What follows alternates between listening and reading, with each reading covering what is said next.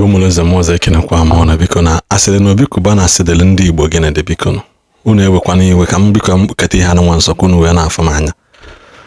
unu asị na Obi Cubana asịdịrị ndị Igbo gịnị ya o nwere ihe mmadụ ya bana kata ekwu like this ọ dị m ka amụmakwu ka ọ na-adala ada okwu onye na-ajụ onwe amụma wee kwu ka adala ada okwu biko no dodo achọrọ m igbu n'oge na this video because this video is very complicated. Very complicated. Then one night nwoke kono ihe okwu regarding the speech Obi Cubana nye 2 days ago. Amami hosele ndị Igbo na ndị Igbo meli ya Kennedy. Obodo na ọnụ m kono ya anọ biko masị m na ọnụ pata and then in this video. There is a movement called the City Boy movement. It's not a political party, but it's actually designed primarily for the re-election bid of Mr. President. The unique thing about this whole thing is about young people, mostly businessmen, not mostly politicians, but people who want the betterment of an Igbo. Our people lack knowledge, and what our work is mostly to educate. Ibani, e wana olukugo nke Obi Cubana mkpọ ndị Igbo sị na anyị enweghị knowledge. Obi Cubana sị na ndị Igbo enweghị knowledge because na onwe onye kwere esu ya na ije nzuzu ọ na-eje ije nzuzu. Ndị be anyị tụrụ inu sị ya meji maka enyi nwaanyị wa ubedo na arụsị. Ya meji anya ihe ji maka agụ na agụ anyị.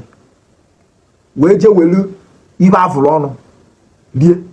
aka Tinubu ibe avụrụ ọnụ. Anyị ejiri maka ego wee jụ anyị Tinubu. Nya anyị ajụ anyị Tinubu Cubana wee gwaba anyị na anyị enweghị knowledge maka na anyị ekweghị ego Tinubu ọ na-achọ nleshi anyị. A na-ekwu ọ na-agwa anyị ego Tinubu. Ọ bụ na Obi Cubana ọ chọọ nzụ ahịa ya ji evu ahịa gbaa mbọ ka ụmụazị ibie ibe ọ na-achọ shortcut ya Tinubu wee vi inye ego ya wee meet up ọwụwa business ka ọ ntụ na aghụghọ ana onye business ntụ na aghụghọ anaghị anwe onye na trust ya maka ọ dị na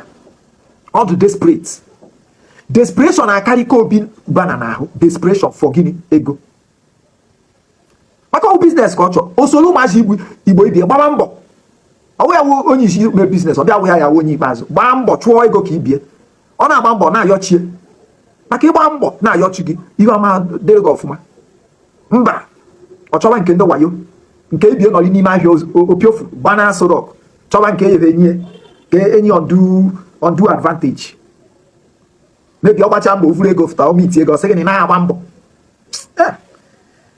ha ebe n'ebe egbuo agwa nwanne Obi Cubana ọkwa zọrọ election na Anambra ndị ihe mere owin ndị ihe mere na Obi Cubana ewere knowledge ọ sị na anyị enwe nye nwanne ya ka o wee win election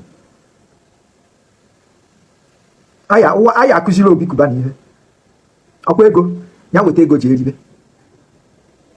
ego ịma na ọwụ ego niile ka nwoke kwesịrị nnara nwe ego niile e nyere gị ka ị anara n'ụwa o nwere nke a ya enye gị senicha ọhụrụ enye gị ubedo na nrụsị esiba mba ha jide kama ihe richa dachie ụzọ ọka mma na iri ihe mana Obi Cubana amaghị nke ahụ ọ na-arụ nke ọ na iwe ọka ọ na-emezi ka onye ọ na-enu na-ezuzu nwoke na-emefu odogwu fụtazie kịta na-ezuzu ọ fụtara na-akọwa ọkọgide ma ụmụazị ma ikpirikpe onye jide ya ọrịa anya tichachi anya maka onye agụ na-agụ na street efte na-akọjuru ya asị atụ Tinubu si asị ya onye agụ na-agụ ka ọwụ kọpụ owu akpara isi ha na-eke ọwụ ya ka ndị mmadụ eri ị na-eke ndị mmadụ ire onye ahụ ka isi wee gbago n'ụwa ka a na-eke everyday ya na-eke kedu ihe mere ndị mmadụ ji agụ arụta ego ka obodo dị mma onye fụta aka aja aja na-ebute ọnụ mma onye fụta ome aka aja aja nweta ego rie nri nye ezinụlọ ya ị na-achọ onye everyday onye anwa bịa na-eme bambiala ọ na-enye half cup of rice 2 cup of rice ibe emekwa gị ibe emegbuo gị ịma na nwa nnụnụ nwanza ka ọkpịa na-aha mma na ọsị mgbe ihe ọ na-ama amaghị na nsogbu ka ọ nọ ya ị nwere ike ipostu ndị mmadụ anọ ya ọ na-achọ nwere wee tekwe n'aka ete ha aka kpamkpam Tinubu afọ onye ọzọ abata atụ eze gbakwa na Buhari enye anyị ọchịchị Buhari achịchakwa nri tuo kedu atụ eze kedu ọchịchị anyị agwụghọ rukwe taa ọ bịa sị na Buhari wee ezigbo mmadụ maka gịnị fọmfọju akpa pọket maka ha ji eche uche ibe ndị Igbo ji eche uche wuru isi anyị anaghị eji maka ka o wee wụrụ sọpọt wee feri anyị anaghị akodi akụkọ ahụ bikos ikeketa orie ka a na-eme na Naijiria onye gbaa mbọ ọlacha oroma so merit n'ụwayo so jee zuo ike ịgbagharịcha akwụgharịcha ijezuo ike emechaa anyị etinye gị ọnọdụ gị anya were okwu gwa gị ọnụ